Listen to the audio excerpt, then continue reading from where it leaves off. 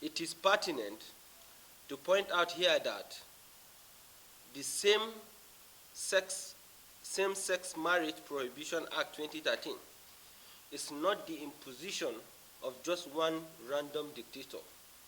It was not signed into law by the present government, but by its predecessor.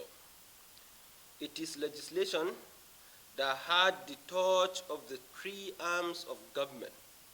The legislature passed the bill, the executive arm of the government signed the bill into law, while the judiciary has at one point or the other entertained suits pertaining to its legality.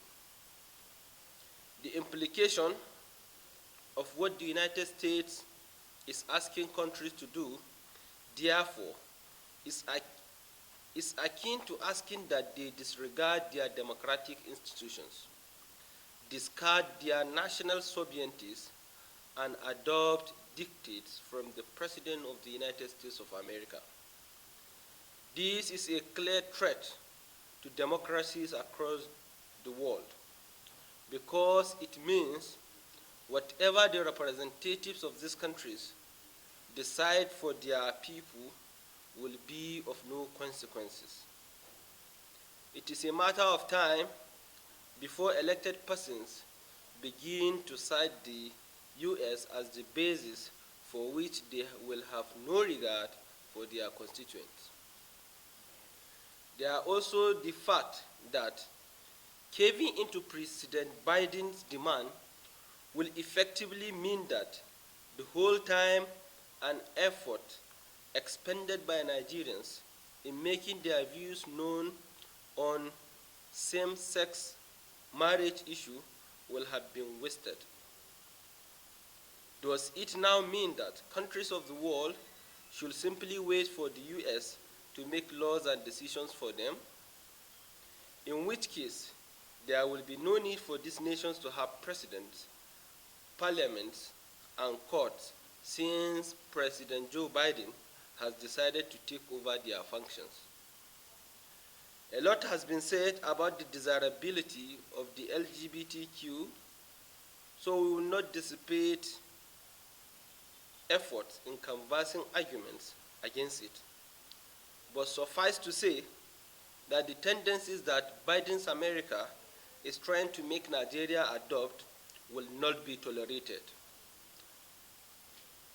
Among the breeding hearts of American cattle, since it will naturally lead to decline in the farm's output, fall in revenue, and eventual collapse of the animal husbandry subsector.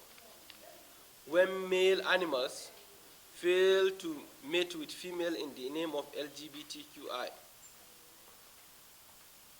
One point we want the federal government of Nigeria to impress on the United States of America is that nations of this earth have the responsibility to enforce the laws that govern them internally. If the United States thinks laws should not be enforced, then it should have demonstrated this by allowing pro-Trump protesters take over its capital when they invaded the place in challenge of the alleged election fraud that sacked former President Donald Trump from office. If the United States can take measures which it claims were meant to safeguard its democracy, then Nigeria, by the same token, reserves the right to safeguard its own culture. We call on the federal government of Nigeria to immediately articulate areas of counter-sanctions that will be deployed against the United States if it presses ahead with its threat to use sanctions in forcing countries to accept the unacceptable. This should be backed up with ensuring that Nigeria's next ambassador to the United States of America is someone that can meaningfully engage the country at the level at which it plays. We want an ambassador who can situate Nigeria to relate with that country from a position of strength, as opposed to a nation that cowers at each episode of United States distemper. Nigeria should equally build and lead a coalition of the righteous, made up of countries that are opposed to the degradation of human values as embodied in the pro-LGBTQ that Biden's America has embarked upon. We further urge that the federal government of Nigeria immediately begin risk assessment regime to ensure that Nigeria is able to ward off any campaign of destabilization that could be launched against it under the innuendo of full range of diplomatic tools. Nigeria should not be caught napping, especially when the United States has run a similar operation against our beloved country, using the NSAS protest as a cover.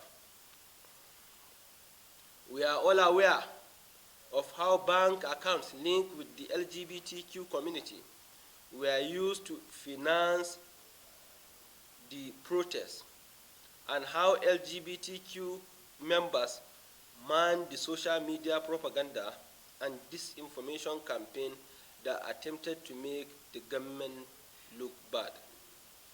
We want the federal government to note that Biden's memo was not published in isolation. As a prelude to the memo, United States hirelings and urchins had activated the Lekki Tollgate hashtag as a replacement for NSAS protests, which they are planning to use as a means of provoking security response that will then be used as a launchpad for preventing enforcement of the Same-Sex Marriage Prohibition Act 2013. Thank you very much, and God bless you.